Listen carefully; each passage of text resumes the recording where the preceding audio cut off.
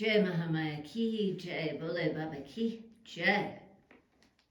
In our last discourse, we heard about the king and the businessman going to the Muni and asking for more clarification and instruction on how to worship the Divine Mother.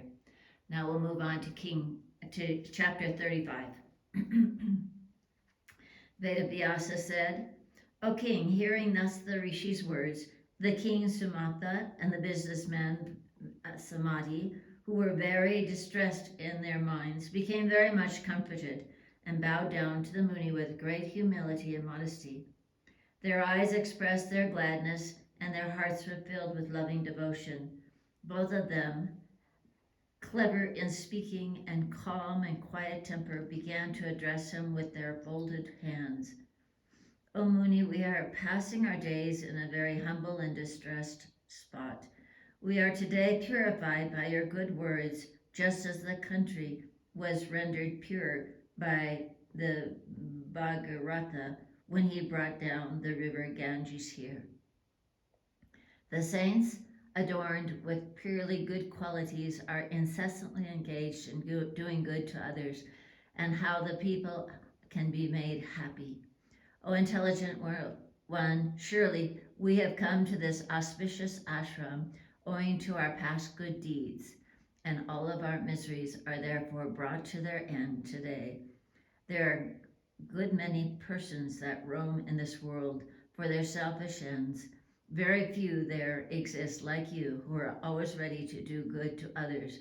O Muni, true that I am very much distressed, but this businessman is more distressed even than me. Both of us, very much afflicted by the miseries of the world, have come gladly to your ashram and are relieved of our bodily sufferings by your sight.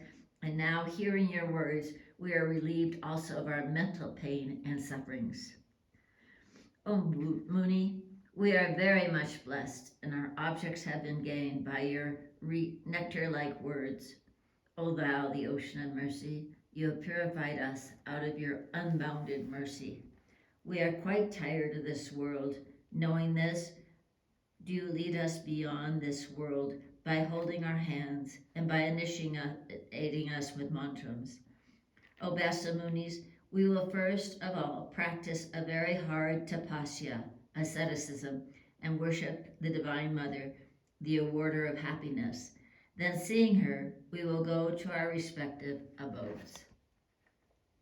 Now we expect the 9-lettered mantra of the Devi from your mouth, and practicing the Navratri, we will fast and meditate on that mantra.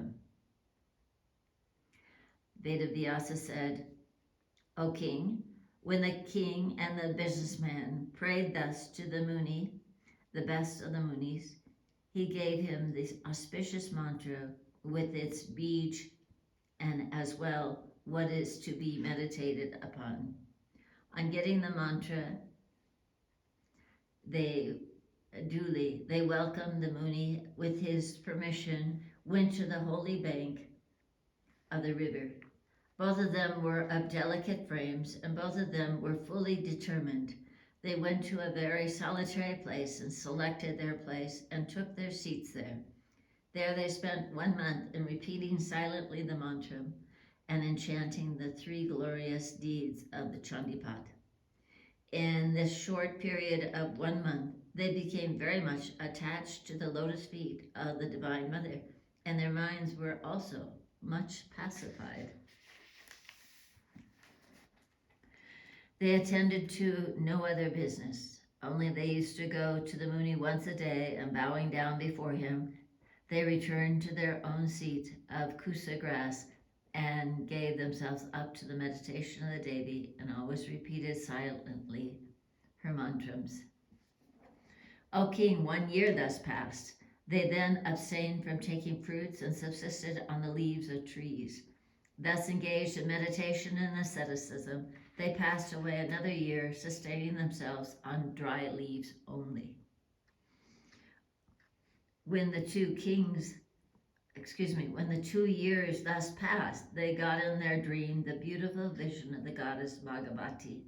They were very much delighted to see her in their dreams. The Ambika Devi, in red robes and decorated with various ornaments, they practiced tapasya in the third year with water as their only food. Thus, when they found that, after practicing the tapas for 3 years, they could not see her face to face, the Devi, they became very anxious to see the Devi and thought thus: when we have not been so fortunate as to see the Devi, who art the bestower of peace and happiness to the human beings, we will then leave our bodies in deep distress and sorrows. Thus thinking, the king prepared a beautiful triangular fire pit, firm and of 100 hand measure. Lighting a fire in the pit, the king began to cut off slices of flesh from his own body and offered them as oblations to the fire. The businessman, Samadhi, too, then did the same. O king, both of them were very much excited and began to offer their blood as oblation to the Devi. The Devi Bhagavati then, seeing them thus grieved, and that their hearts were overflown with devotion towards her, appeared directly before them and said thus: O king, you are my favorite devotee. I am pleased with your tapasya. Now ask whatever you desire. I will grant that boon to you. Then she spoke to the businessman Samati. O highly fortunate one, I am pleased. Ask without any delay anything that you wish as a boon. I will grant that to you just now.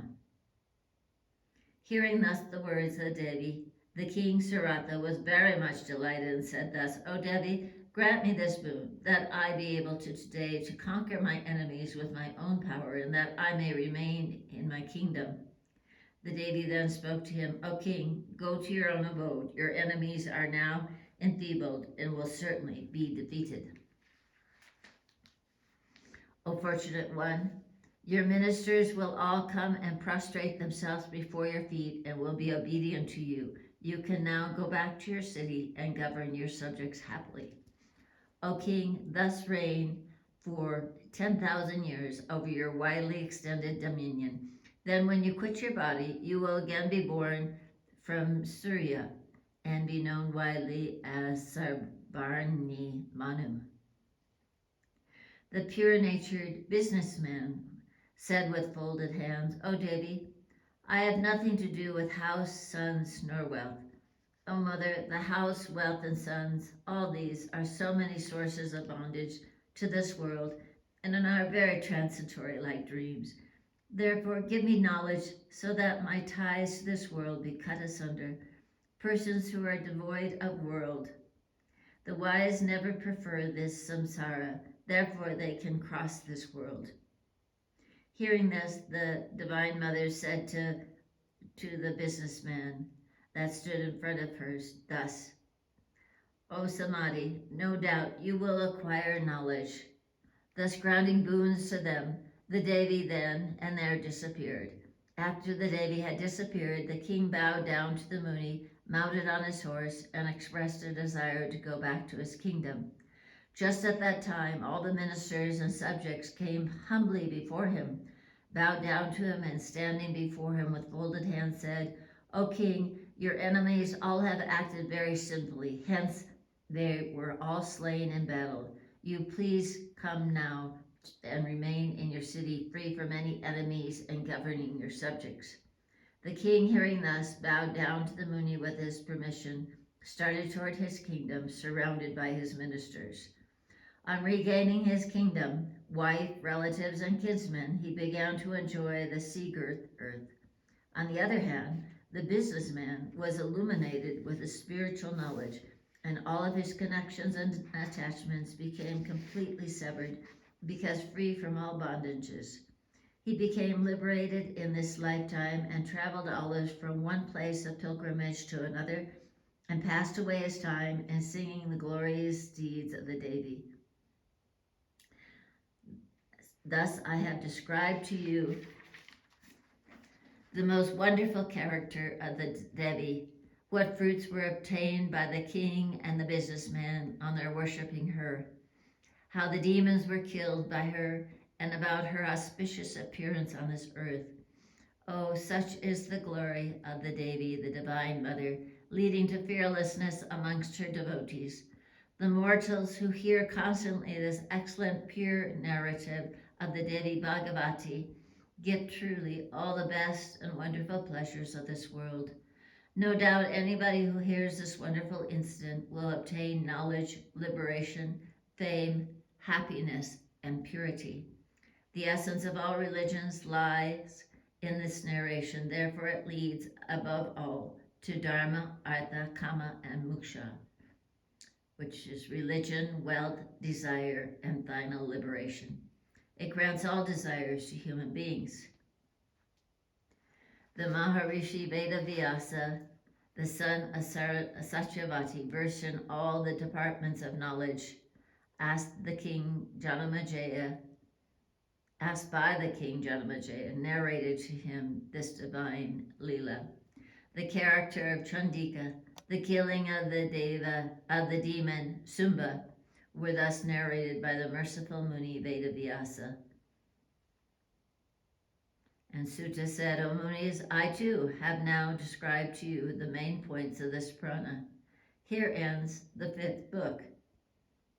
Here ends the 35th chapter of the 5th book on the receiving of the boons by the king Saratha and the businessman Samadhi in the Devi Bhagavatam, the Mahapurana of 18,000 verses by Maharishi Veda Vyasa. Jai Mahamaya ki jai, Bole Baba ki jai, Jagdambe Mata ki jai.